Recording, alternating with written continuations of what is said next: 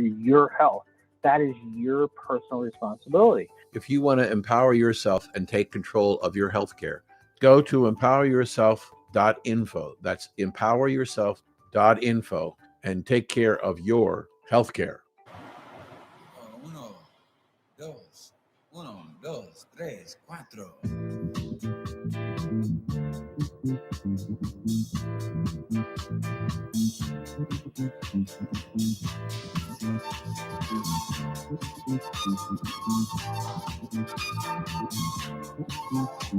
You see that black boy over there running scared? His old man in a bottle. He done quit his 9 to 5. He drink full time. Now he's living in a bottle. See that black boy over there running scared? His old man got a problem, and it's a bad one. He ain't done pawned off damn near everything. His old woman away for bottle.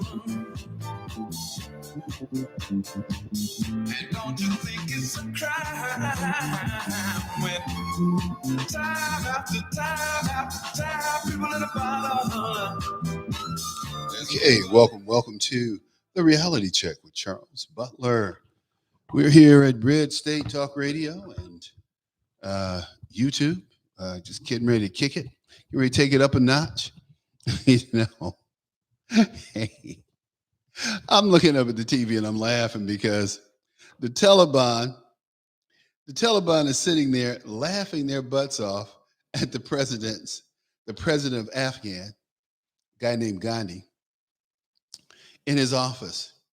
I think it is hilarious. But you know what's not hilarious?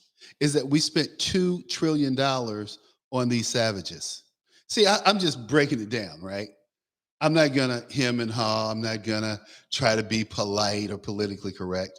These people are so backwards. They're, I think it was something like 90% of the Afghan army is illiterate.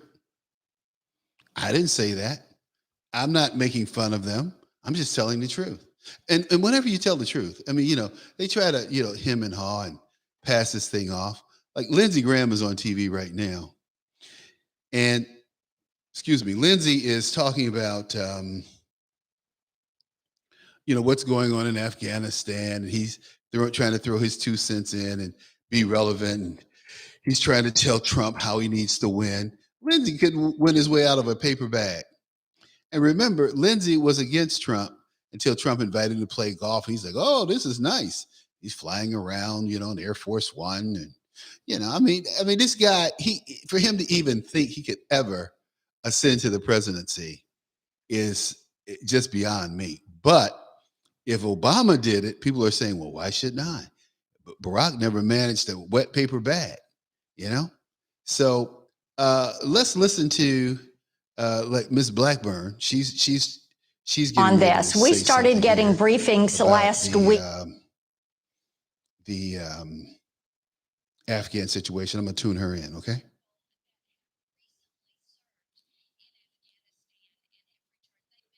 Incredibly concerned about the ramp up as the provincial capitals started to fall around Afghanistan. They started to have concerns that they were expressing. So there needs to be a plan. There needs to be a plan for safe passage. We have people that are all around Kabul who have worked with the embassy and have been sources for us. They need safe passage. You're going to have a way. Wait a minute. Do you think that the Taliban is going to give these people safe passage? The answer is, Ms. Blackburn, absolutely not. They're going to take them out and they're going to behead them. That's what these people do. They're savages. I mean, they've taken control of the Afghan government headquarters that you guys built up, you ramped up, you gave them trillions of dollars, and they squandered it. The guy, the president of Afghanistan, he took off to Islamabad So he's going to be over there for how long? Then he's going to head to Paris, France, where all his money is. Now watch my words, people. He's going to head to Paris, where his money is. Okay, that's what these guys do, and they're showing people, on TV falling off airplanes. And I was saying to a guy who come by my place to do some work, do they think they're Tom Cruise? When Tom Cruise was hanging on the side of the C5 and he was, the guy was trying to open the door for him. He's hanging there on the side of the plane. Shh. Dude, this ain't no movie. Folks are falling and dying. Hey, but this had to happen. I mean, there's no way to peacefully walk out of a situation like this. And people are dying. So, do I have any compassion? No. Do I have any empathy? No. People are dying in Chicago. I bet you more people died in Chicago this week than died in Afghanistan. Let's see some numbers. The Afghan Americans who are concerned, they live in Tennessee, call my office. We have caseworkers that are working on issues, and we are just intent on safe passage and being able to save the lives of these individuals. Senator, no safe passage. This is war. They're going to take those people out. They worked against them. They're going to take them right out. Not going to be any safe passage. Is she out of her mind? She's got safe passage my behind, right? Oh, the Afghan Americans.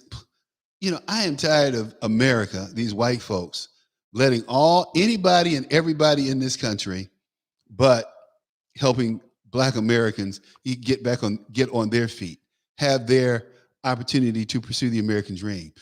Black schools and Black communities are still underfunded, are still under siege. Go through Chicago and clean out the gangs there, and then tell me about gangs.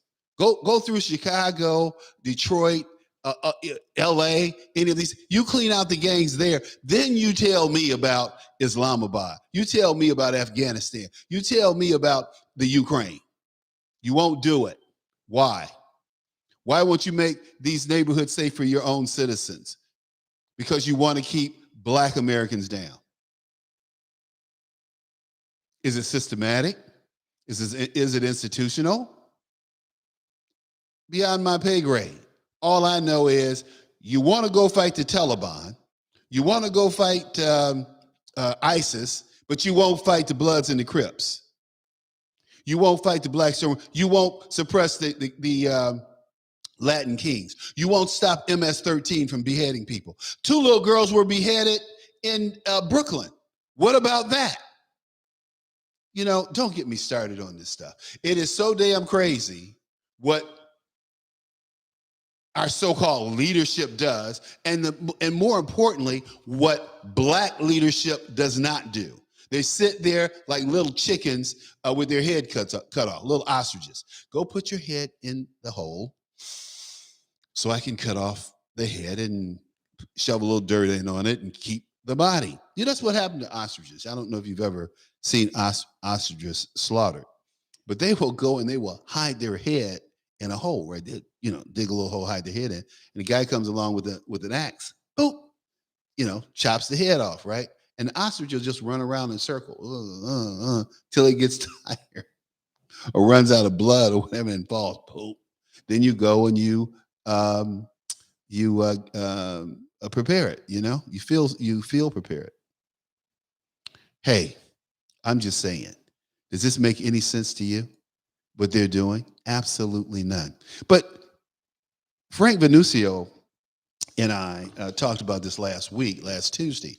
And Frank and I, we have this unique kind of ability to get ahead of the news curve. And when we get ahead of the news curve, the things that we talk about are things that, like we were talking about the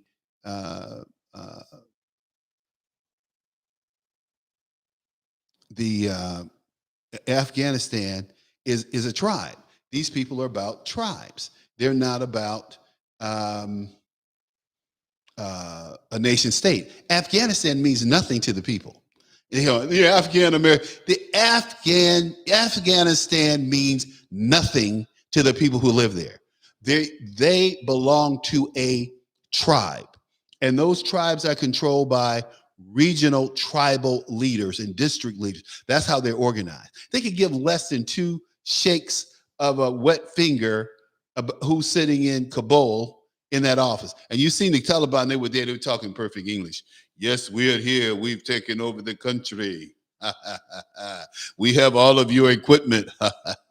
We have new machine guns.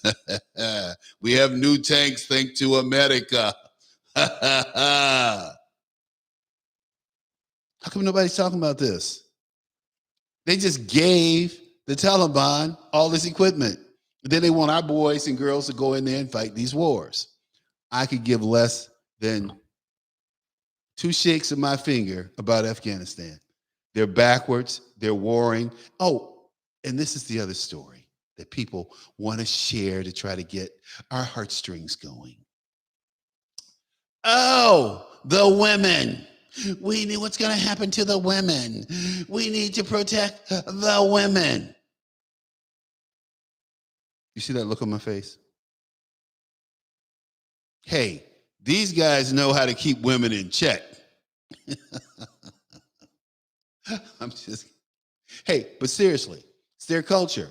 They treat women like they want to treat women. I don't think that we should be going to Afghanistan, Iraq, Iran, and fighting for women's. I remember Laura Bush said that, and George Bush picked up the mantle. Yes, we have to educate them. We ain't got to do a damn thing. It's not our call. Oh, we need to educate the girls. The guys don't want the girls educated. It's not our call. Somebody said, oh my, cold. What do you mean cold? I'm not cold. One of my Tom from Baltimore is talking about cold. I'm not cold. Dude, I'm just real. I don't care how they treat women. It's not my call. It's not our call. We shouldn't be over there shedding blood, making these people change it. What did they say? Well, we don't like LGBT people. We're going to come and kill all the LGBT people when we take over America. America needs to stop bullying people, period. The world doesn't answer to us. They don't answer to what we do. We're Americans. We do what we want to do, and they do what they want to do. And we need to leave them alone on that, because, you know, at the end of the day, these women cannot conform. If they don't want to, they'll be killed. And you know what? Ain't nothing going to be done about it. You know, we can't do anything about it. It's on them. You know, we cannot go around policing the world. We don't even police our own goddamn neighborhoods. We'll police our own neighborhoods. Don't tell me about going to protect some women in Afghanistan and you're not protecting women on the south and west side of Chicago. Woman just got killed today when she was injured.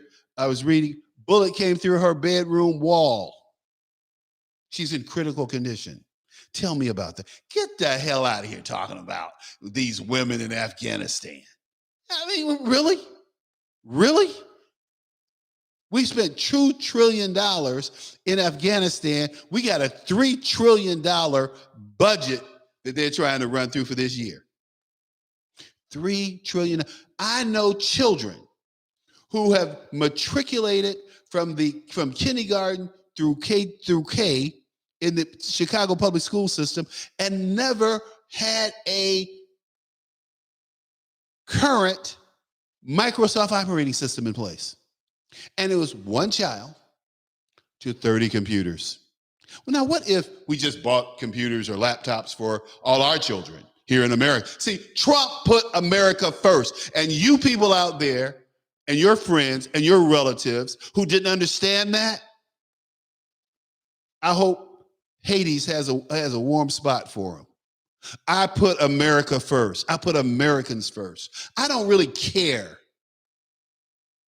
about other people until we get our stuff done here. Now, Ted Kennedy, we got the Civil Rights Bill passed in '65. What did Ted Kennedy do? He sponsored an immigration bill designed to neuter and black progress. Was that institutional racism? No, but it was very strategic. And these Negroes were so dumb, they didn't protest it. King is stupid. Dr. King, nice guy. Did he say, well, why are you bringing all these foreigners in when the Negro is trying to make it? He never said that, did he?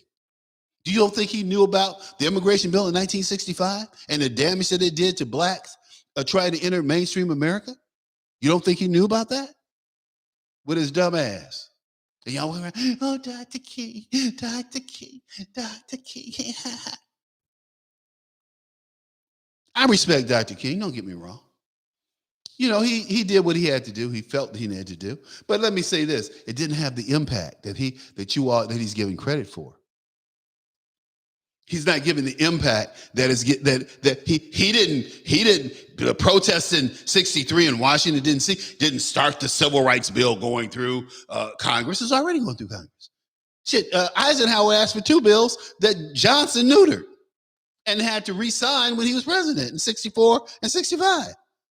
Y'all don't get it though, because black people are politically unsophisticated. I always say stupid, but I'll just say politically unsophisticated for today because it's Monday. And I don't want to get too wound up today. We're going to have John Connors on a little later, and John and I go back a long way. But look, right now, I'm going to take a little break, come back and deal with the chat room, and we will continue this discussion.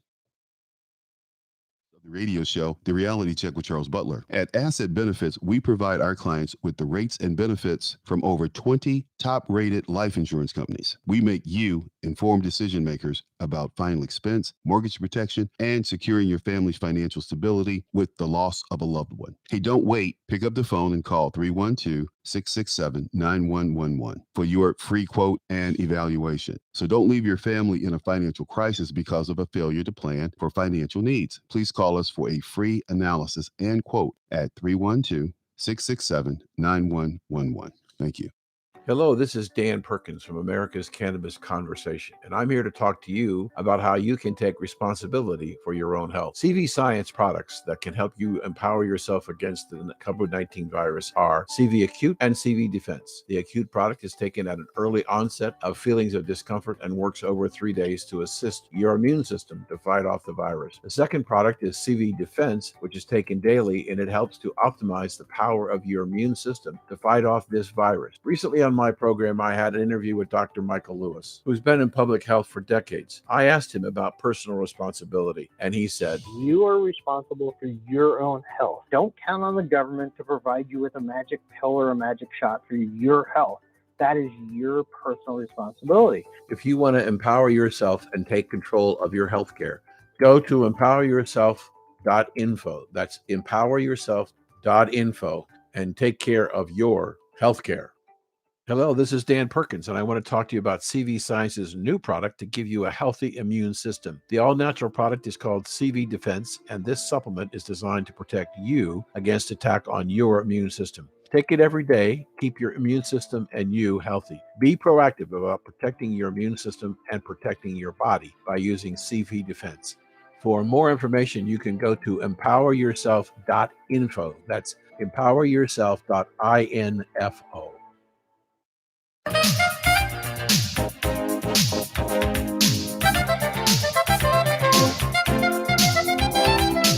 Okay, we're back. Look, excuse me. Go out here and talk about a couple of things. We're gonna get out here. Let's see, Connor.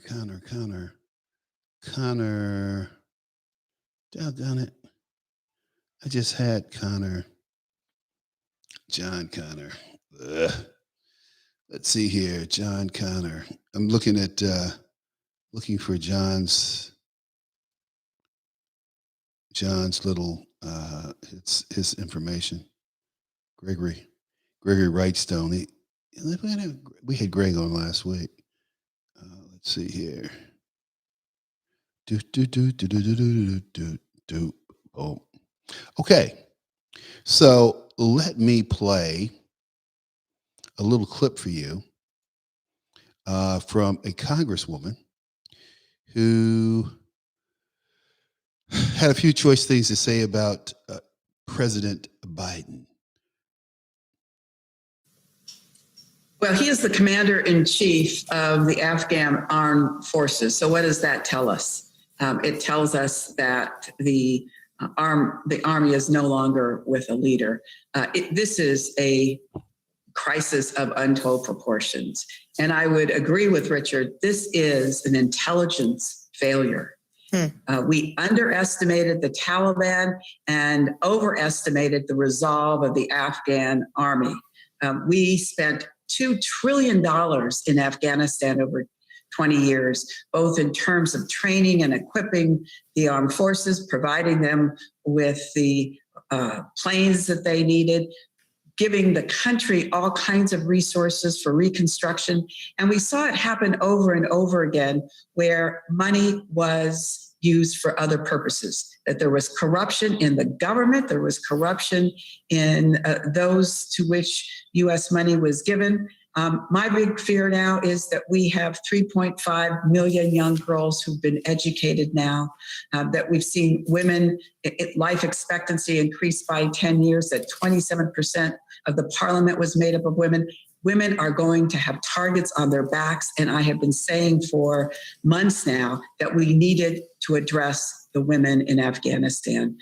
I introduced legislation last month to create a special priority to refugee status for journalists and legislators and judicial personnel and civil servants, because indeed they are going to be massacred.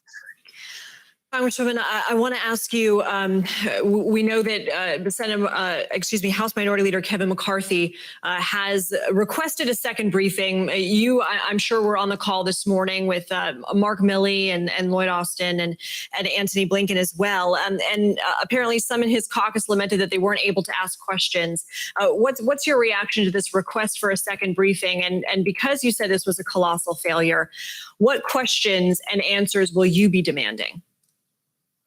My biggest concern right now is getting all of those who helped us, whether they were interpreters or drivers or journalists, out of the country safely.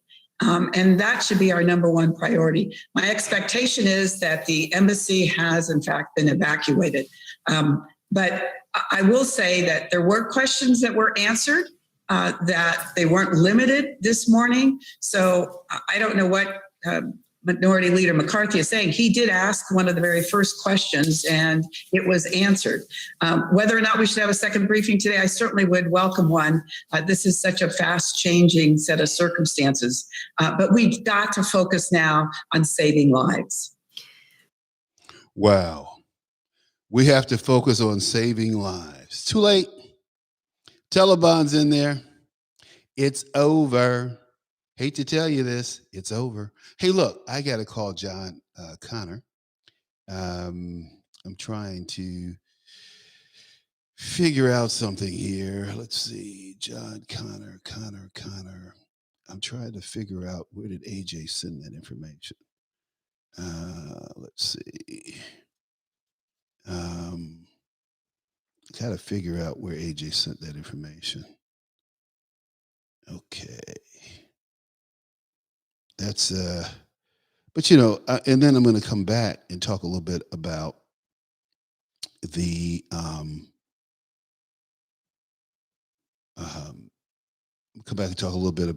woman thing, because they're pressing it. Oh, what about the women? What about them? We're going to go over and defend the Afghan women. How dumb is that?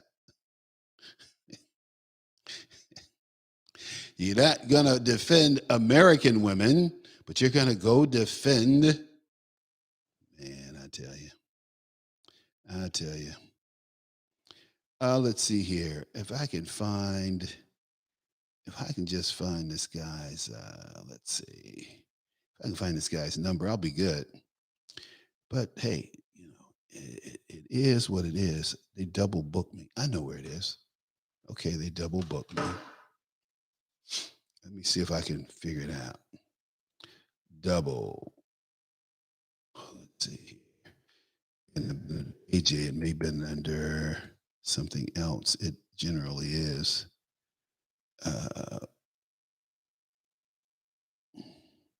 But anyway, that's where we're going with this. It's too bad that we can't move forward when we're so busy moving behind. You can't move forward when you're moving backwards. John Connor says, look, we're going to bring John on here and kick this can down the road. So let me give John a call and we'll be right back. Okay.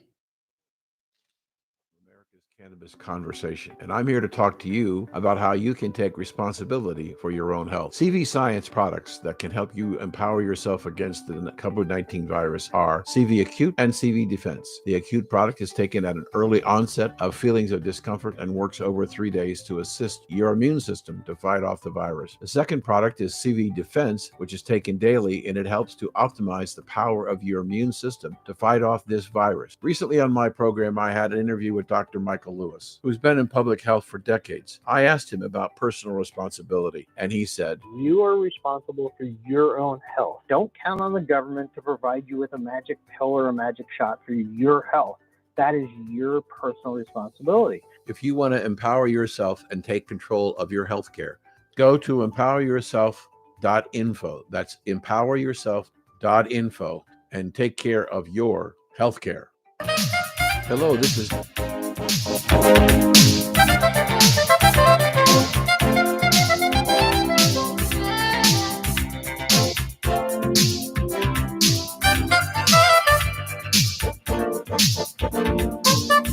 Okay, we're back. I'm here with John O'Connor. He's the author of Postgate, How the Washington Post Betrayed Deep Throat, covered up Watergate, and began today's partisan advocacy journalism. He's also the host of Mysteries of Watergate podcast. He served as an assistant U.S. attorney. For abbreviation, we call it AUSA, in the Northern California area, representing the United States in both criminal and civil cases. Hey, John, welcome to the show, man. Hey, good to be with you again. Yeah, it's always good to have you. This thing in Afghanistan, let's just jump right into it. I've said time and time again, we should never be in wars in other regions unless it affects us directly. This was a civil war. Afghans a civil war. They're a landmass. I won't say a country. They're a landmass of that are conceived of tribes that work together. They don't have any allegiance to this thing called Afghanistan that was created by the British. Well, that's right. And what you point out is very astute, because when we went in there originally, we had the secret sauce, and we actually got a victory. And of course, we pulled defeat from the jaws of victory, because what we did originally is we didn't have regular troops in there. We just had some CIA guys in there that hustled the tribes to forget their differences and unite against the Taliban, which was in their overall interest. They got them to quit warring, and some of that was helped by American cash. There's no doubt about it, including the provision of military supplies, but also some cash for the this and that leader. And guess what? They did a real good job. Mm-hmm. They stymied the Taliban. It's exactly what you're saying. It's a tribal culture. It's a landmass. But no, what did we have to do after that? Thank the State Department, but we had to get in there, and the military, and we had to get in there and fight a conventional war and bring democracy in a central government. Well, as you point out, there's not a central government there that's really going to hold. Now, maybe it's okay to have somebody in Kabul with a palace and acting like they're in charge of things, but it's really going to be the tribe. But we had the secret sauce. Now what do? Is we go in there and we do not keep strengthening the tribes or the tribal alliances. And we do this sort of weak federal government. But still and yet, even with in the last year and a half, we haven't lost a single man in Afghanistan. I think we've had 2,500 troops. And, what I say is we could keep that up, not forever, but we should go back to our secret sauce and forget about strengthening the federal. And we could have left. I mean, we could have left better than we left. We could, but it got messy, and it got messy because we quit spending. See, America and these people who run our government. And I hate to say this, but I'm going to say it anyway. I am so tired of these little punk ass schoolboys who are in the State Department, who are in these other organizations. It's like Trump said. When Trump said, I'm gonna bring in my guys. I'm gonna bring in my guys. He said, we're real guys. We're gonna get things done. He made North Korea step down. He made China step down. He made Russia step down. And this media castigated this man, lied on this man for 4 years when he did what no American president, no American government did, was to take control and put America first. Well, you got it right there. You got it right there. You couldn't have said it better. It's the pansification of America. We're now, from the greatest generation, we're now a bunch of pansies. We have all these pansies. You know? Do you know that 70% of any FBI class has never had a damn fight? So how do you expect these guys to go out and fight mobsters, to go out and fight criminals when they've never had a fucking fist fight? Well, let's talk about this. Let's be, we have given, this is my thing. We want to go fight gangs in Afghanistan, but nobody wants to fight gangs in Chicago. Nobody wants to fight gangs in LA that are killing American citizens every damn day, John. Every day. You know, we have in the FBI now. Now we have guys like Andrew McCabe. He went to a prep school. You can tell he feels he's entitled because he should be a lot cooler than he is. And he's always trying to get in behind the velvet rope, power structure, do whatever he needs to do. That's not the old FBI. The old FBI had a lot of it was Catholic schoolboys who were not afraid. At least they put on boxing gloves. My father was an FBI agent until he married my mother, and he had to leave for various Hoover rules. But he was in the FBI. Now he married your mother. What kind of rules did he have to leave behind? That's interesting. Well, he was on assignment in Rio as an undercover spy. My mother was there for the State Department as a decoder. Okay. Now, Hoover's rules was you couldn't live with your wife if you're on assignment. You couldn't have your wife on assignment. So if you sent somebody from Washington, D.C. to Detroit, you couldn't bring your wife to Detroit. I understand that. But if he got married, either his wife would have to leave or he'd have to leave. So he couldn't marry her, and he's a strict Catholic. He wasn't going to live with her in Rio. If he had to marry her, he had to quit. So, but my point is, my father is a typical guy, as was Mark Felt. They both were basketball players, and as you know, if you play basketball, you're kind of constantly, if you're playing it right, you're constantly on the verge of a fight. Yeah. I mean, I've been doing that for the last 50 years. Hey, that's what you do. It's a contact sport. Basketball is a contact sport. Yeah, but those are the kind of guys that were in the FBI. And those are the kind of guys. And you know what? I love those guys. And but let's think about this for a second. Well, we're digressing. We'll talk about this at another time. But the deal they cut with Lucky Luciano and the deals that these FBI agents have been cutting with gangsters since because they think they're cool have been detrimental to the American people and to fighting crime in this country. But getting back to Afghanistan, I don't care about the women in Afghanistan who won't be educated or be subjugated. That's not our fight. That's a cultural thing. If Saudi Arabia doesn't want its women to drive, which I think they're doing right by, I always say, John, that when America gave women the privilege to drive and the right to vote, they messed this country up. But that's okay. I can't say it around my house. That's all I can say. Hey, but it is funny, isn't it? It is. It's pretty funny. And yeah, but we were doing so well. We were doing so well in this country. Oh yeah, we were just doing great, But look, no, seriously, on a serious note, the reality is, in my opinion, that we take our values around the world and try to implement them on other people. and you know, like two guys walking down the street holding hands. Well, what we don't talk about here in America is there is a lot of homosexuality in the Islamic world. Okay, we don't talk about that. That's their thing, and that's fine. But you had American soldiers who were going up hassling these men. Saying, well, we don't do that. Who are you, dude? I mean, leave me alone. I'm with my dude, whatever. But, really interesting for me when I used to go through the Middle East was that guys could walk down the street holding hands, but they didn't walk down the street holding hands with women. Right. That's right. That's right. That's not something you do, is it? No. No. So I was like, something's a little strange here. Something's a little fishy here, For these macho guys, these super macho, Islamic, I love Allah types, okay. But anyway, John. Funny. Yeah, it is funny. But John, the thing is, and we really need to, kind of tie this up because I want to jump into our other topic. The reality is there's no good way to get out of Afghanistan. It's over. It'll be done within a few days. I played a clip from Senator Blackburn and another Congresswoman Sheik out of Chicago, California, and they were talking about fair passage zones. Are they crazy? The Taliban, they don't play, man. They chop heads off. Okay.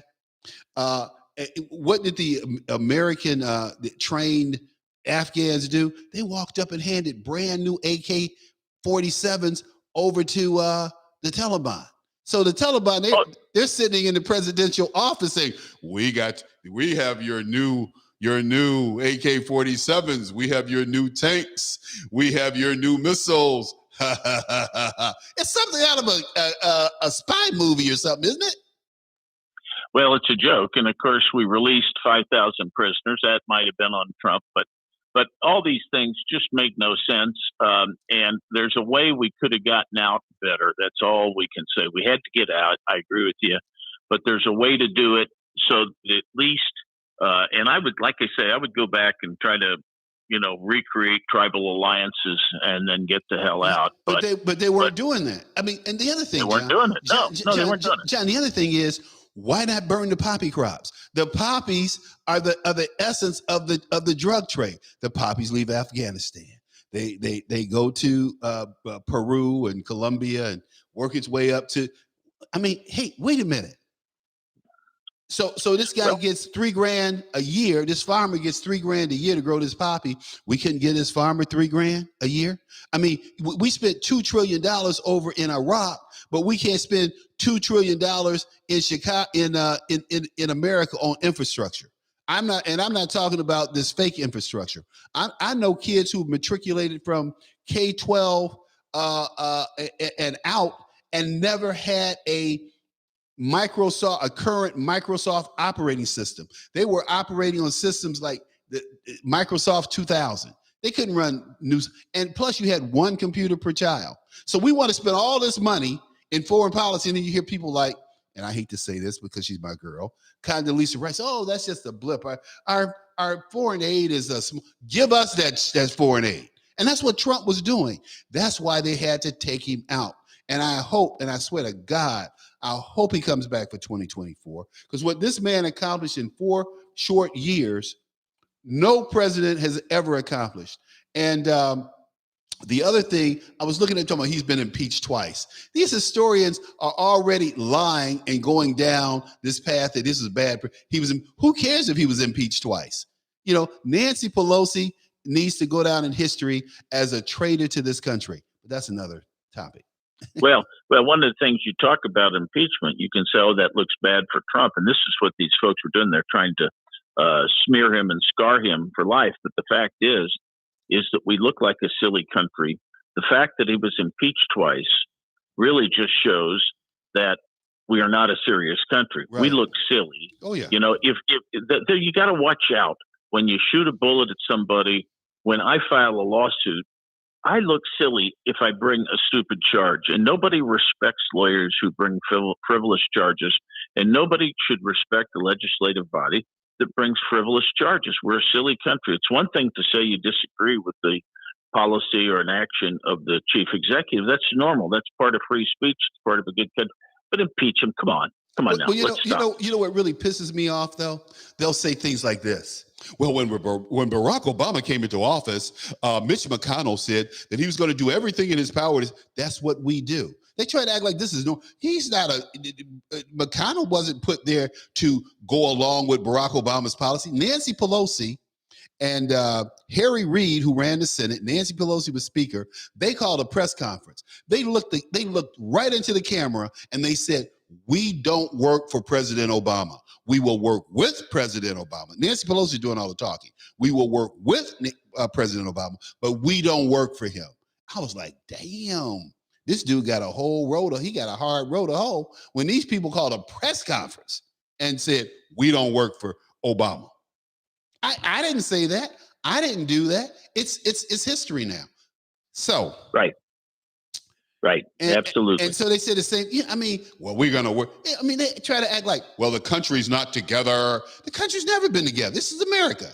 We're never all on the same page. This is America. We're never on the same page. Well, we do not respect, especially when the more you get into progressive politics, which necessarily implies authoritarianism and sort of a single line, and they do not appreciate the idea of enlightenment and debate. Debate is good for democratic society. They should say, I welcome the loyal opposition to make strong arguments because that just makes me stronger on my side. But they don't do that. No. John, it doesn't because they have no argument. They have no facts. They don't have any logic. It's like this whole LGBTQ thing. I don't care what these people do in the bedroom, but don't make me face it. Don't make me talk about sex. I'm going to share with my audience. I like to have sex with 1 foot in about 85-degree temperature water with the woman sitting on my lap facing me. Anybody out there, any takers? So make me a goddamn protected class, okay? I'm an aquaphile. I'm an aquasexual. Oh, that's great. That's great. Exactly. Is that a good analogy, though? Is that a good analogy? I like it. I like it. I like it. But no, we don't have. Yeah, we don't. Yeah, we don't. We don't have debate anymore. And I think Herbert Marcuse said it. The important new left intellectual said, "We're not going to win if we have a free marketplace of ideas. The left is not going to win. We need to restrict and not tolerate the free exchange of ideas because the other side is going to win." So they're following his playbook. Well, they have to because at the end of the day, most people are conservative. Most people are middle of the road. Most people are not radicals. I had a guy, a white guy, tell me, one of my buddies, tell me that I'm an angry black man. I said, so I'm an angry black man like Bill Russell, who refuses to do anything in Boston. I'm an angry black man like Ali, like Jim Brown, like Adam Clayton Powell, Paul Robeson. I said, I'm a black man in America who faces the fact that I am a black man in America. And the fact that I haven't picked up a weapon and gone downtown and shot everybody in sight is remarkable that you don't see that happening every day, given the kind of disrespect that I had JC Watts. I was talking to JC, he's a good friend of mine. And JC said to me, John, he says, CB, he calls me CB. CB, you wake up in the morning, you go out, you're feeling great. And he said, but it's not one time that you can get through a day without someone reminding you that you're a black man in America. And I thought about that for a minute. I said, because I don't get up saying, well, I'm a black man in America and I'm going to go out and kick ass today because I'm in America and America hates me. I never think that. I love this country. I had a dude over here today who happened to be a white guy. We sitting here drinking coffee, talking, hanging out. No big deal. Never met the guy before in my life. We bonded, because we're just cool dudes, and I think that's America. I think that's more, and I meet people all the time, parking lots. Met a guy yesterday, parking lot. We talked for about 10 minutes. I never met him before. And he said, hey, man, it was great talking to you. Great talking to you. That's America to me. That's my America, Well, one of the things we've done, and it's My America too, and one of the things that, in spite of all the progress we've made, we've got some policymakers that really, and if you talk about this in terms of a policy perspective, one sector that we have screwed royally is black men. I mean, we have black men were doing much better. Oh, yeah. If you look at the statistics before the Great Society comes along, anytime black men had a chance, they did damn well. Yeah. The statistics don't lie. Yeah. But what we've done is we've now screwed black men. We created two firsts. John, we created two firsts. So we got a woman and a black. And these black women don't know what the hell they're doing because they're not guys. And guys are different. We go play poker together. We play golf together. We play basketball. We do. And they cut the black man out of that, in not hiring us. I can tell you numerous black men who are educated, have experience, and can't get a goddamn job because they're not black female. Well, see, and that's one of the things with this is a legal thing that's called the Duke Power case that basically said everything is based upon academic credentials. You can't discriminate. Well, the fact is black women do better in school than black men. And so they get up in the government hierarchy because they've got better education than the black man. But the fact is that black men have always worked hard. And you talk about people that can sell ice to Eskimos, yet, where are all the black men in the marketing departments of these places? There should be more. And that's where we've really failed. No question. Look at black coaches. Look at black coaches in football. We didn't have any black coaches for a long time, or in basketball for that matter. Right. And as soon as we get, a guy like Bill Russell coaching or somebody, guess what? They're winning. Well, you look at Tony Dungy. Tony Dungy takes Tampa Bay to the Super Bowl. Hello. Right. The guy in Chicago. Lovey Smith. He takes Chicago to the Super Bowl without a quarterback. His quarterback was a third string quarterback. There seems to be something in the air in Chicago that prevents quarterbacks from ever being good there. I've never seen a good one there, Well, but you're right.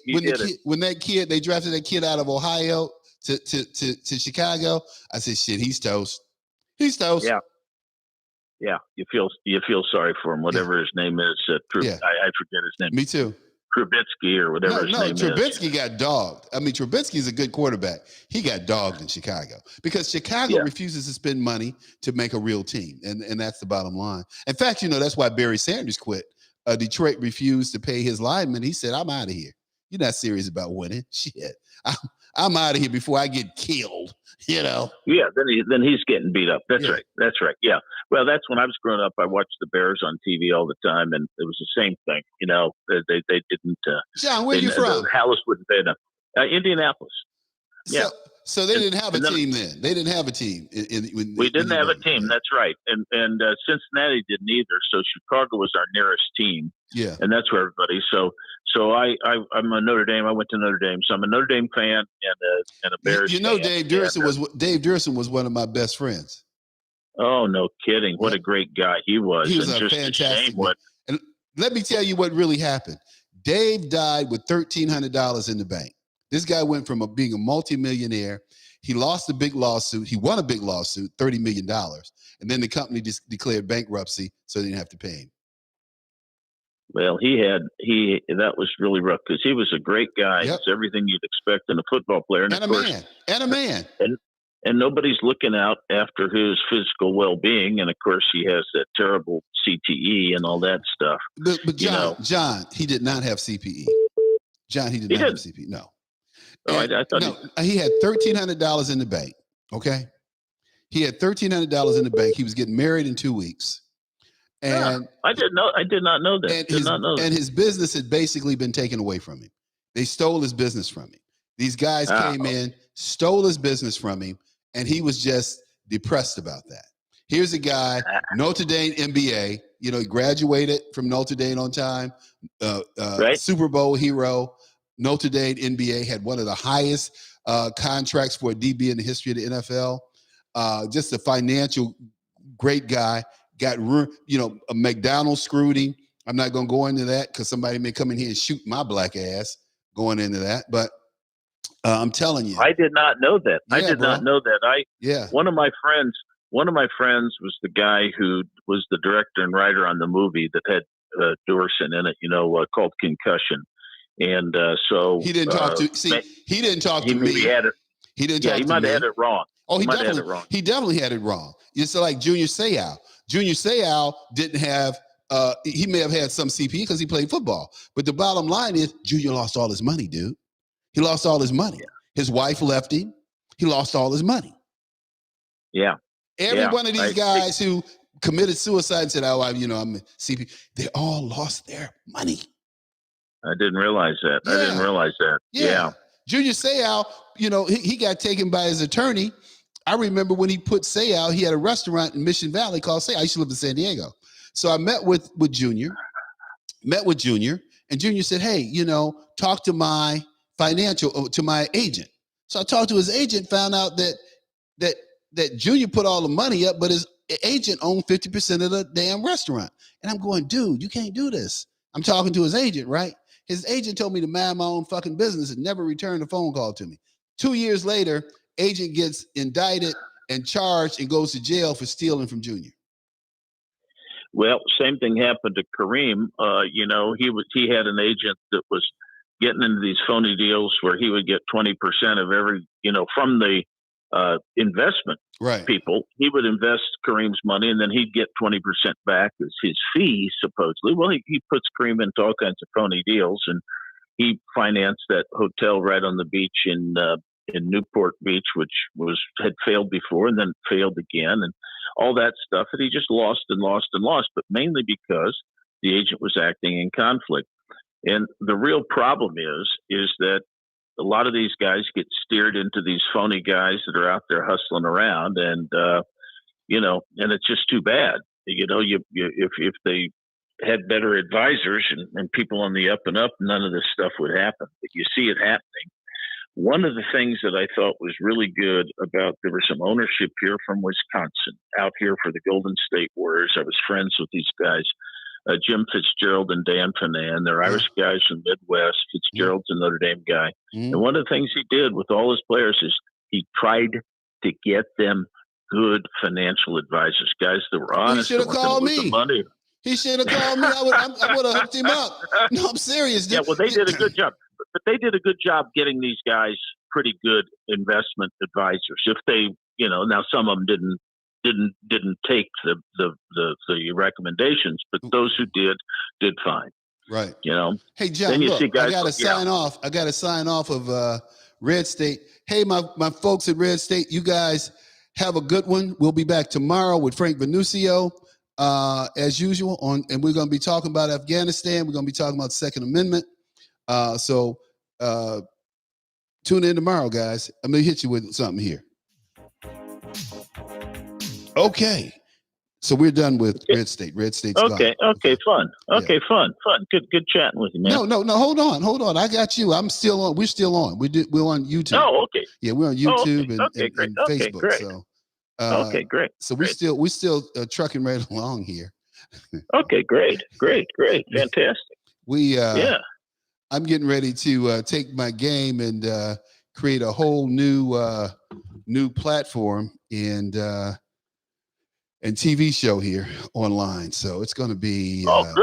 Good. Well, John, see what I realized, John, is that people don't want to know the truth in the media, whether it's Fox, whether it's MSNBC. These people all have their agenda. They don't want to hear what I have to say because, like I said, giving women the privilege to drive and the right to vote, where they vote for the cutest guy for president, doesn't fit their agenda, So well, it's there are certain categories you're not fitting into, No, and I'm not promoting LGBT whatever, and so I know that I need to get out here and do my own thing. That's Roger Ailes is gone. Anytime you fire Lou Dobbs, who's a factual guy, because he's talking about Trump, I got a problem with that. I'm sorry. Well, that's right. I got a problem with that. You know, you gonna fire Lou Dobbs? He didn't offend anybody. He didn't call anybody any names. He's just espousing what he perceives as being the truth and looking at situations and making comments. Well, that's the problem with our discourse today, is that, you know, people, I think Lachlan Murdoch, the people in Manhattan got to him and, you know, gee, anybody that's too hard right, we've got to get rid of them. Well, it's the exact opposite.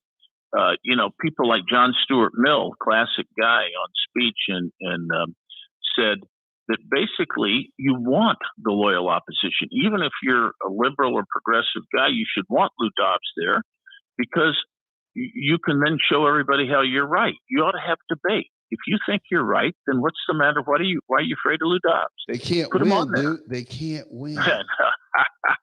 Well, that's the problem. See, they debate somebody. They debate someone like me, and you know, I'm just a regular guy. I happen to be well informed. I happen to be connected a little bit. I don't get my talking points from CNN or MSNBC or Fox News. And I had a friend who would send me these clips from these places, right? And he talks about, he's informing me. I think you need to know this. And I'm like, dude, this is not how I get my news. This is insulting to me.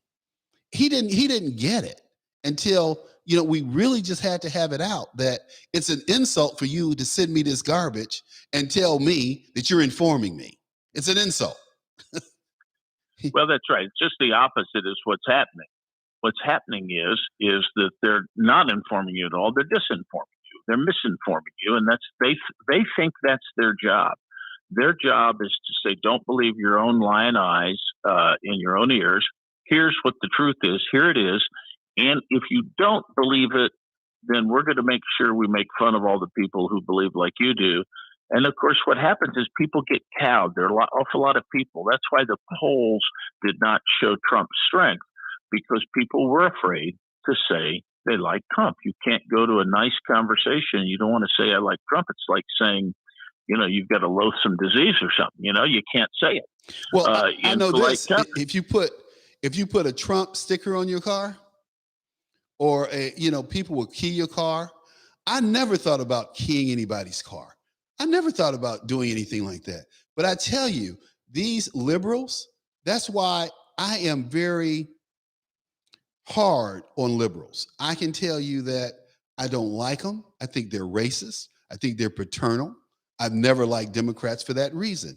I used to have people tell me, well, I know what you're thinking. No, you don't know what I'm thinking. You think because you got a few black friends that somehow you know what I'm thinking? I don't think so. I remember once though, dude. Hey, John, I was in the Navy and I had a little incident where I had to jack a white boy up. You know, I was a naval officer and I had to jack this white boy up. And they said, well, you have anger issues. No, I'm not Martin Luther. I'm not Martin Luther King. I'm a warrior. So, you know, they wanted, well, you know, you have to, the guy said the wrong word. And I taught him a lesson that got all over the base, by the way, because I was the only black officer on base. They said, Mr. Butler will whip your ass if you mess with him. That word spread fast. So when you see him, you need to salute him like you salute everybody else, and then maybe you won't get your ass whipped. But anyway, I had to go see this shrink. I had to go see this shrink. So I walk in the movies. Yeah, I walk in the shrink's office, right? And you know, he's a nice guy, you know, white dude. He comes in, oh, you know, Charles, you know, I'm Bob, blah blah blah blah. We're here. I said, so you're gonna talk to me about how I feel. I'm the only black officer on NAS Mississippi's base. He said, yeah, okay. And I said, so have you ever been called the N-word? He said, well, no. I said, well, I don't guess we have anything to talk about. I got up and walked out of the office. Yeah. That was it. Yeah. I mean, how are we going to talk about something you know nothing about? Well, it's just really, it really is. You think about it. It's arrogant. Yeah, you think about it. Yeah, when that happens, I mean, that's perfectly a legitimate basis to slug somebody in the mouth. That's all. If you say that, it's like slugging somebody in the mouth verbally. So you can get slugged in the mouth physically. Hey, you know what? Saying that. Now let me tell you how I handle that as a civilian. I go, I know what the word means, and it has nothing to do with race. So I'm in this nice area in Chicago called Rush Street, and you got all these great. You got all these great restaurants, and one of my two favorite restaurants in Chicago is a place called Carmine's. Have you ever been there? I've not been to Carmine's. No, it's no. Great food. Great. It's between Carmine's and Maggiano's, greatest Italian food you're going to get anywhere, right? Except. Oh wow, that's great to know. Yeah, great Carmine's or Maggiano's. I always go to Carmine's because it's in Rush Street. I like the ambiance. I like everything about it. So anyway, I'm sitting there waiting for people crossing the street, and they're crossing, and I'm just sitting there waiting. No big deal. So this one guy comes up, and I wave him across. The guy stops right in front of me and starts reading his phone. He stops right in front of my car and starts reading his phone. So I watched him. You think about this. He stops. I'm watching him sitting in front of my car reading his phone. So I toot the horn. Beep. He calls me the N-word. Really? Man, when I got through calling him the N-word, I called him all kind of N-words. Your mama N, your daddy N, blah, blah, blah, blah, blah. And the guy he tried to walk over and shake my hand. Man, I'm sorry. I said, no, you're not sorry. You thought that word had power over me. I know who I am. I'm a man. You're an N. That's for sure. Well, let me tell you a story. This goes back to 1966, the 10-10 time between Notre Dame and Michigan State. Michigan State's got all the Southern guys there because the Southern schools still aren't accepting blacks. Yes, and they had Bubba Smith, Clint Jones, Gene Washington. Right. I went to that game. I went to that game. I went to the. Yeah. Go ahead. Okay, so let me tell you about the game. So I'm at a party afterwards, and somebody says, "Oh, I know some girls here." So we go to their apartment, really nice apartment, and the girl, one of the people there that's the hostess, this girl used to be Bubba Smith's girlfriend. So she tells me she's a nice girl, blonde, cute, just a doll. And she says, and I start talking to her. She says, "Oh, yeah, well, Bubba's going to show up here with God, who was the linebacker that was such a good linebacker?" But anyway, Gene Webster. George Webster. Yeah, George Webster. Okay. See, I know all these guys, dude. I went to the locker room. I went to the locker room, dude. Okay. Yeah. Okay. So, and this is in the day 66. People still dress up. 1966, right? Yeah. Okay. So I'm there at the apartment. There's a knock on the door, and this jerk from Notre Dame is there with me. And he's a Chicago guy, and he thinks he's a tough guy. Weighs 180 pounds, plays rugby, and he thinks he's a tough guy. Okay. So what he does is he answers the door, and who's there? But Bubba and George Webster, the two meanest dudes in the world, toughest guys, with their dates, and they're both dressed up in suits. Bubba has a three-piece suit on. This is how nicely they were dressed. The girls, were just, very nicely dressed, right? And and so forth. I'm the only guy that is there witnessing this. The party's going full swing. Nobody pays attention to the front door. Mm-hmm. The jerk answers the door. It's Bubba and says, and the Bubba says, "Hello," and the guy goes, "Yeah, what do you want?" And Bubba says, "Yes, is Karen here, please?" And of course, rather than just letting the guy in, everybody was getting into the party. And he says, "No N-words allowed." And wait, seriously. And he slams the door. And I went, "Holy Jesus.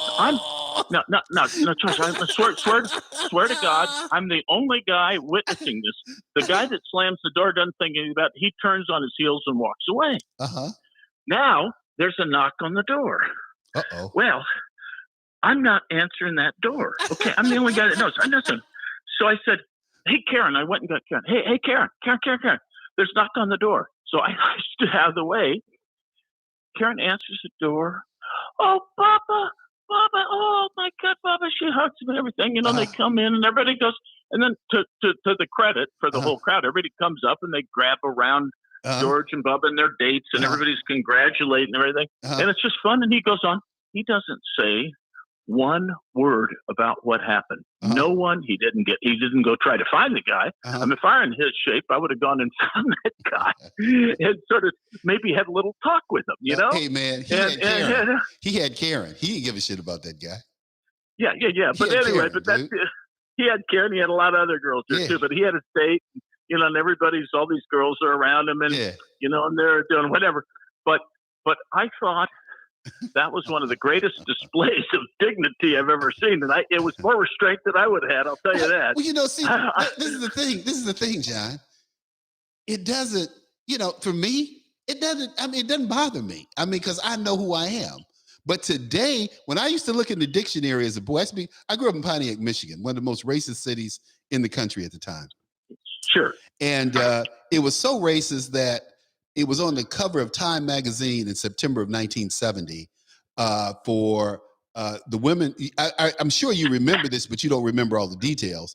But these women chained themselves to a fence so the school buses couldn't roll.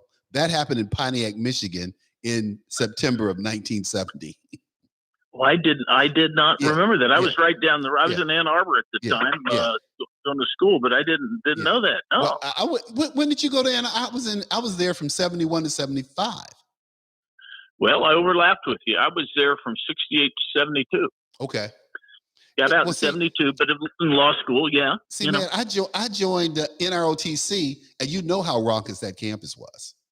Oh yeah, it was wild. It was wild. It's totally wild. So you walk across the diag, and I walk across the diag, and I had on my navy blues, my CPO jacket with the creases, all perfect, and the patent leather shoes, and you couldn't tell me jack shit. I had a 26-inch waist, 42-inch chest, and I'm strolling, baby. Whoop, whoop, whoop. Okay, and this dude comes up and grabs my cover.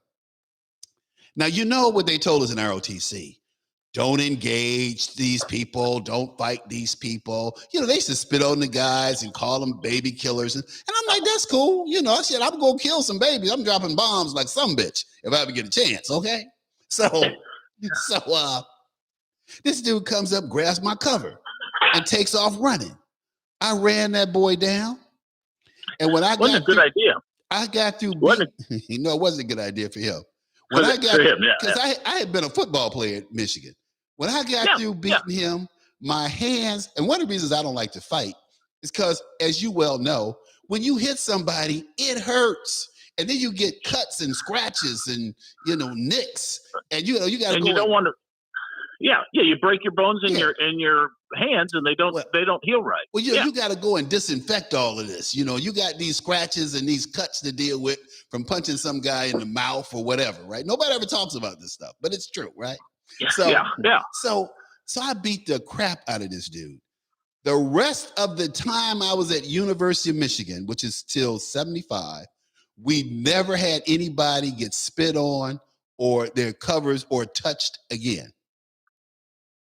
Interesting. Yeah. I whipped snot out of this boy. And he said his thing was, I'm just having fun. I'm just having fun. Okay, go play with somebody else, boy. I'm a man. Okay. Yeah. That wasn't exactly fun. It was insulting. Well, that's what it was. Well, have your fun insulting somebody. It is, but people do it all the time, John, and they call it, I was just having fun to get the crap beat out of them. I beat a couple of guys in San Diego, beat the crap out of a couple of guys in San Diego. And if it hadn't been for a little white lady who came up and told the cops that they started it, they would have arrested me because I beat these two guys up and I wasn't beat up. Yeah. Well, it's also called stupid, when you do something like that, when you challenge somebody and give them, and they're tougher than you are, and then you're challenging them and giving them a valid excuse to beat the hell out of you. Not wise to do it. But we don't play that anymore. In Chicago, and you can go to anybody. We could pick up the phone right now and call people in Chicago, and they will tell you that they can't defend themselves because the police will arrest them. They can't go after the criminal. They can't protect themselves from criminals because, and this is the underlying current. They're absolutely right. The cops come after the good guys. Now, you hurt the criminal. Yeah, I did. So but that's also true. Yeah, that's also true in retail stores. They'll tell the security guards, we don't want you trying to stop somebody getting in a fight with them because we're going to get sued. So they don't do it. Right. So, so why have them, right? Yeah, right. And so people are, So people in Chicago today, to your point, are taking under 900. I think it's $1,000 before they prosecute. That's right. That's right. That's the thing. They're taking under $1,000 out of these stores, and the guys are saying, "Let them go." Why put yourself in harm's way? Well, that's right, and they ought to really have the same things happen in San Francisco, and it's known. So what happens is they've now closed 11 out of 12 Walgreens drugstores because people are just coming in and looting them, and they clean out the shelves. John, the last time I was in San Francisco was about 2 years ago, and I'm walking down Market Street near the trolley, that comes down the hill. Right. So I'm standing there minding my own business, and I had picked up these big magazines that they have, for you to, look at, these big glossy magazines. Right. This homeless guy came up to me, tried to touch me. So I moved away. I said, "Dude, don't touch me." "Why? You think you're too good to be touched?" Man, I rolled that magazine up. I said, "Dude, don't touch me." This dude's hands were so filthy. Looked like he had scales on his fingers, right? He reached out to touch me. I knocked his hand away. I beat this man with this paper till he was dizzy, right? With this magazine. You remember the Jason Bourne flick where the guy was beating the guy with the magazine? No, I didn't. I don't remember that one. I love Jason Bourne movies. I just don't remember that one. Yeah, this was the first one. The second one. I'm sorry, the second one. I beat this dude with this magazine, and I beat him senseless. It was like I was beating him upside the head with a baton. I was afraid for this man to touch me. What if he give me hepatitis? What if he give me some? These people try to act like somehow we're supposed to be involved or care about these people. That's what these liberals think. Leave me alone. I want to be able to walk down the street, not be hassled. Leave me alone. And you know what they'll say? Or what? And you know what my ex-wife used to say? "Sir, my husband will hurt you. You really need to leave him alone."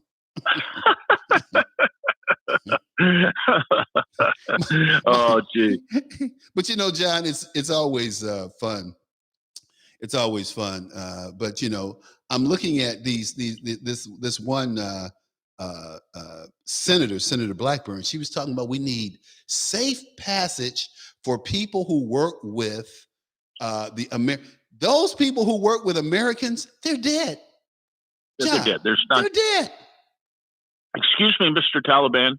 I know we've given you weapons and you have nothing to stop you from doing this, but will you please not harm the people that have been working against you for the last 20 years? Okay, will you just let them go? Excuse me, I'm a nice senator and I'd like you to do that. Oh, sure. They'll say, "Oh, I'm sorry. You've asked, Ms. Blackburn. We'll do that. Yes. No problem. Sure. Just point them out to us. Just put them in that safe passage area. I just wonder if anybody thought that this might happen. Somebody who devised Biden's plan, maybe it wasn't really realistic. And I think it was. I think, John, what they should have done before they drew down the troops were to get those people out. To get those people out. Well, that's what they were saying today. That's what McMaster was saying today in the Journal. You've got to give people time to get out. And so you can't just say, "Oh, yeah, I think." And of course, everybody's towing the line. All these military guys. "Oh, the troops there, the government troops are much stronger than you think. Oh, they'll be able to fight them." No, they knew better than that. They knew this thing was going to collapse like a house of cards, and these people get caught. If you're an interpreter that helped out the government for the last few years, your life's not worth much. You should have been heading for Islamabad. Yeah, exactly. You should have been on the road to Islamabad and try to cross that border between Afghanistan and Islamabad without the proper paperwork and see what happens. Yeah, exactly. They will riddle your car with bullets. Yeah, by the way, I'm an American. I think we can just allow people to cross borders, can't we? Yeah, exactly. Of course. Just come right in. Come right in. Come on, and we'll give you a house, and we'll give you a car. One of the things I talk about, John, and I've talked about for a while now is, I think that residents on the South and and east side or west side of Chicago should be able to go down to the Mexican border and declare refugee status, that they are running from the gangs and the gang violence, and they should be given homes and jobs and placed in great neighborhoods. Because when they bring these refugees over here, they don't resettle them in the ghetto. They don't resettle them in poor areas. They don't settle them in underdeveloped communities. Right. Isn't that amazing? Right. Well, like then to your point, you should go down to the border and say, listen, I'm a refugee. I'd like you, the state of Mexico, to give me asylum. Exactly. And by the way, I would like to go to Cabo because I kind of like Cabo. Yeah. And, and I'd like to be right there on the beach, near the on the beach. Yeah. So I'll take 2 blocks from the beach. I mean, it's, as long as it's a walk, a decent short walk. Yeah. That's fine. So no, we ought to do that. No, we're a foolish country, is what it amounts to. Well, and like you and I talked about before, it's we're just we're getting softer and softer. Well, Trump stopped all of that. Trump said, well, enough is enough. We're putting Americans first. Well, that's what bothered people in Manhattan and the elite so much, is because he talked as he is like a guy from Queens. And one of the things that Trump's got an ear for is he's got an ear for regular people, and sort of just common sense. Now, he can sometimes be brash and and all that stuff. And wouldn't necessarily, speak exactly as Trump would. But all he did was he just was offending the Manhattanites. That's what he was doing, and everyone who thinks like them. Oh, and it's the mark of a very weak society. It's like England between the 2 wars. You got a feat, and then then Hitler comes in and almost kicks you up. Well, you're right, but those Manhattanites, when they put de Blasio put a plan together to bus poor children into the East and West Side schools, in the Upper East Side and the Upper West Side schools, and the white people went crazy. The liberals went crazy. Why are you bringing those children into our school? We don't want them here. Really? Oh, no, that's right. That's right. Yeah. No, you don't want them in your schools. And furthermore, you're also not going to do what is necessary to make sure that these kids get a good education, because you don't want to do that, because you'd have to make the teachers union upset. So you can't do that. And so what happens is, and the teachers union also doesn't like charter schools to come in and take over. So what do you do with some kid who gets caught in that situation and is in a classroom where nobody's bothering to teach him? So yeah. Oh, no. It's completely hypocritical. The people, the elites in this country are completely hypocritical. No question. And they're proud of it. Oh yeah. Oh, and they think, if you talk to them, they've got big hearts.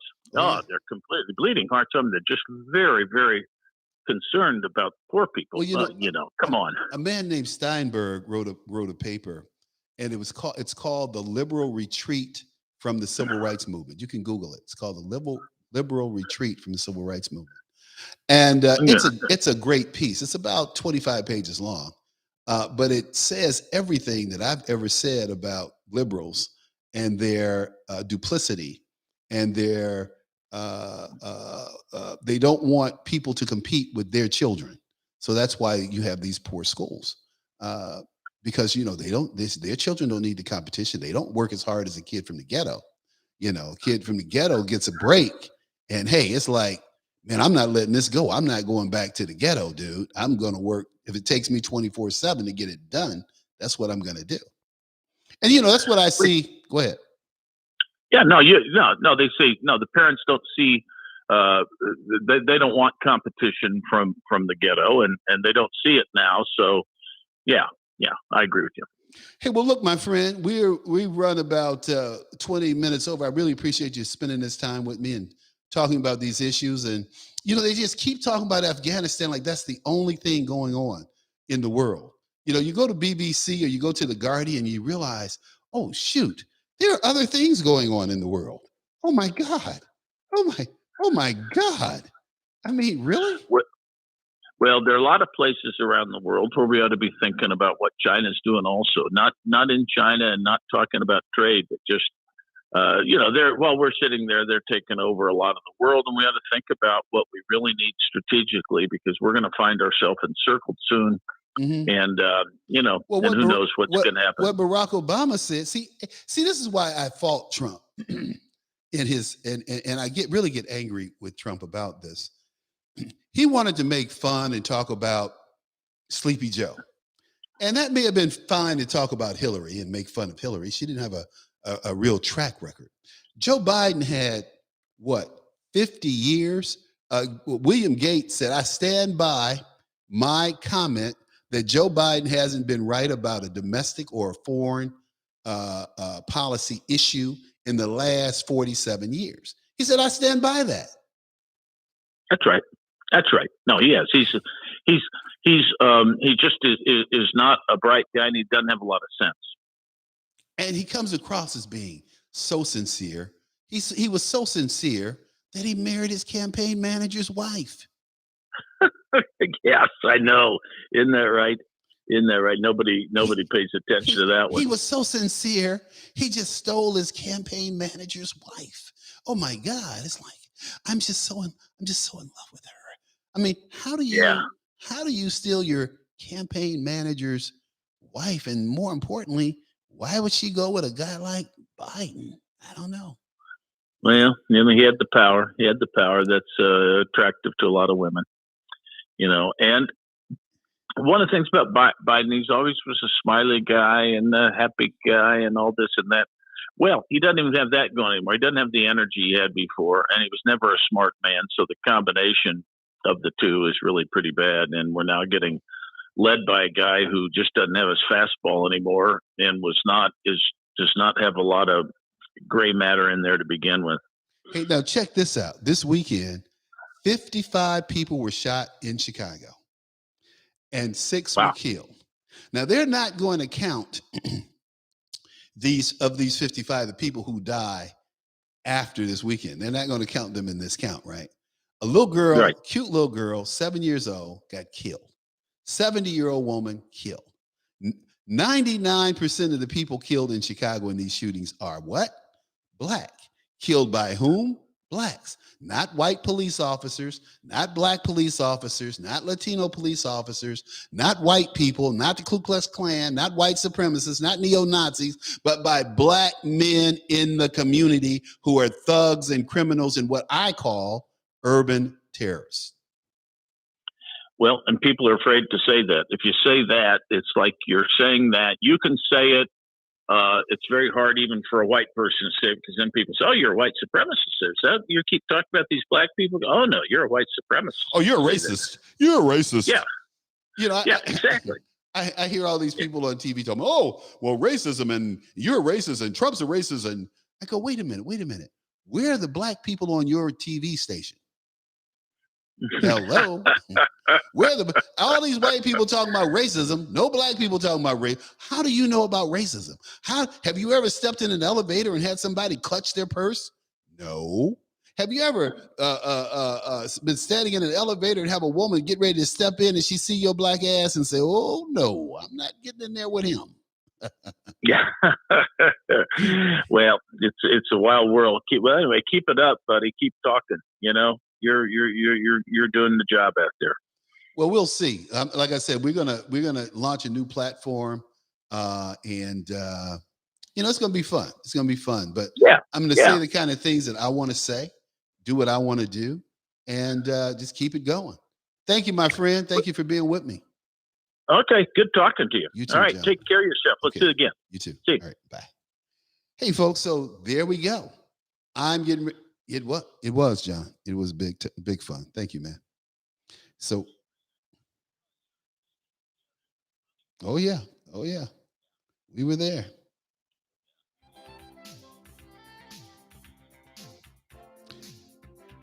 We'll talk about that. Bo's an interesting guy. Yeah. All right. Thank you. You too. Bye-bye.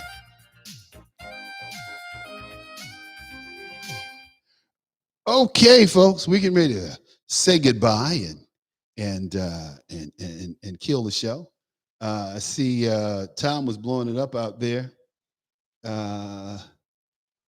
Today, fentanyl is cheaper than heroin. Yeah, it is. I prefer if one is recounting an event, they give it straight and not politically correct. No question. No question. Hey, guys, we're going to end the show. We'll be back tomorrow, Frank Venucio. So hang in there, have fun, and keep your powder dry.